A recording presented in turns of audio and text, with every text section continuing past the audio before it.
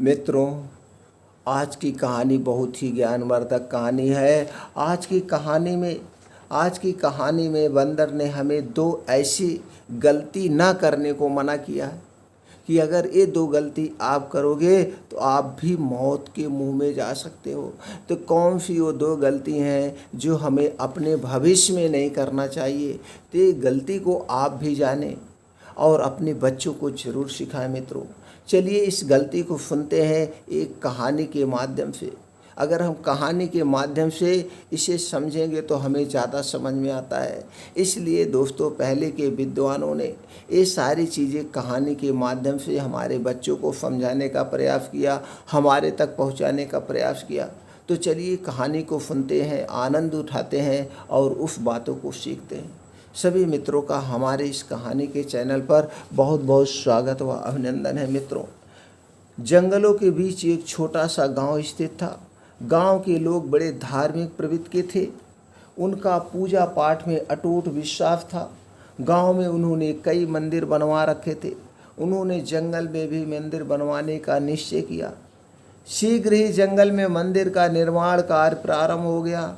गांव के कारीगर उस कार्य में लग गए, जो दिन भर काम में जुटे रहते थे।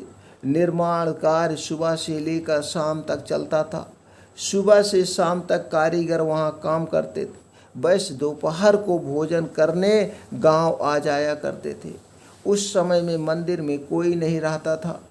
रोज की तरह एक दोपहर सभी कारीगर भोजन करने गांव आए थे।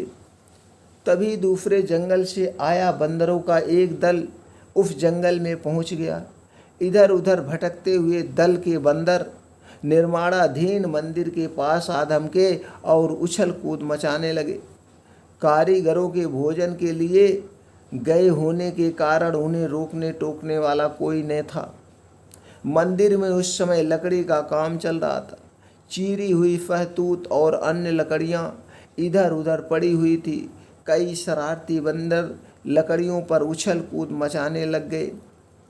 तब उनके सरदार ने उन्हें वहां जाने से मना किया, किंतु एक बंदर बहुत शरारती और हठी था। उसने सरदार की बात नहीं मानी।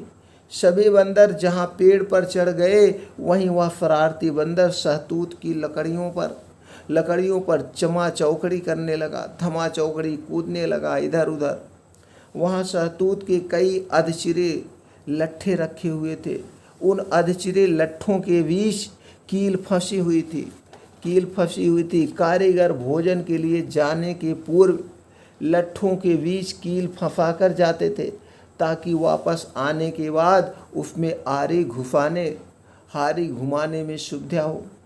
शरारती बंदर कौतूहल बस एक अधचिरे शहतूत के बीच फंसे कील को देखने लगे। वह खुरापाती दिमाग का था। सोचने लगा कि यदि इस कील को यहाँ से निकाल दिया जाए तो क्या होगा। फिर उसने देर नहीं लगाई और अधचिरे शहतूत के ऊपर बैठकर कील पर अपनी जोर से आजमाइश करने लगा।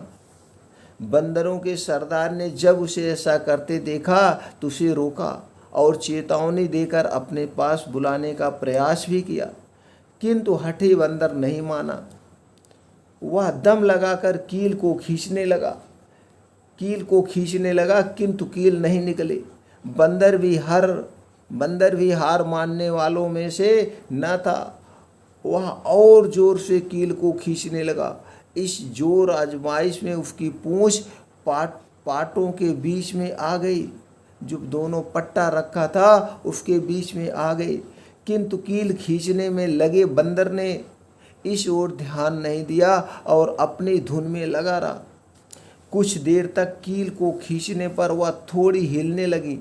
यह देख बंदर खुश हो गया और दुगने उत्साह से कील को निकालने में लग गया।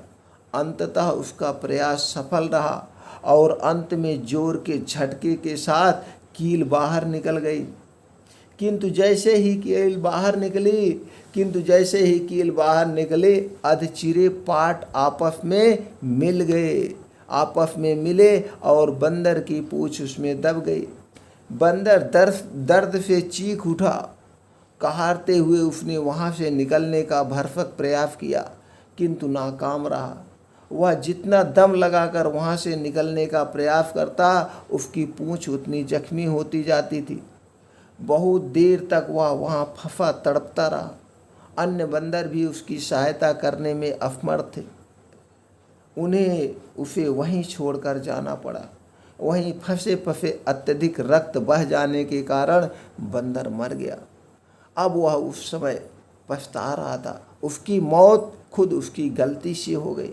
उसकी मौत खुद उसकी गलती से हो गई। बंदर या सोचते सोचते और सारे बंदर जा रहे थे। तभी बंदर के सरदार ने कहा, इसीलिए कहा गया है बिना सोचे विचारे कुछ करना नहीं चाहिए।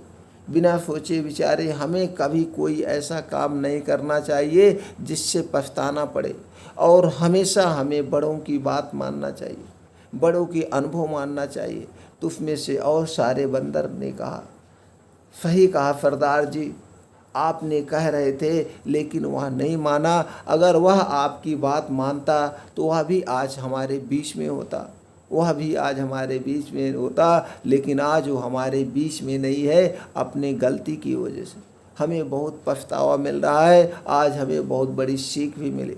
तो दोस्तों, इस कहानी से आपको क्या ज्ञान प्राप्त हुआ, हमें कमेंट सेक्शन में ज़रूर बताएं।